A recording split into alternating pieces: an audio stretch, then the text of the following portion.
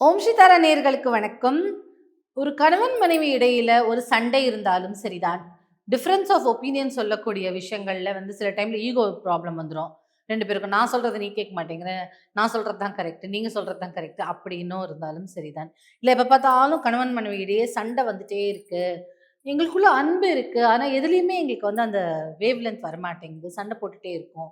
அப்படின்னு சொல்லும்போது, நீங்க உங்க கணவனையோ, மனைவியோ நெனச்சு சொல்லக்கூடிய ஸ்விட்ச் வேர்ட் தோக்லா தோக்லா சேரா. இந்த தோக்லா தோக்லா சேராங்கிறது ஒரு இட்டாலியன் ஸ்விட்ச் வேர்ட். உங்களுக்கு சூப்பரா ஒர்க் அவுட் ஆகும். நெறைய பேருக்கு ஒர்க் அவுட்டும் ஆயிருக்கு. இத சாண்ட் பண்ணிட்டே இருக்கலாம். உங்க உங்க நீங்க தண்ணி உட்கொள்ளும் போதும் இந்த ஸ்விட்ச் வேர்ட சாண்ட் பண்ணிட்டு ஊதிட்டு கூட அத குடிச்சுக்கலாம். இதுல எஸ் இருக்கு. But S silent. ஸோ அதனால தோக்லா தோக்லா மட்டும் சொல்லணும்.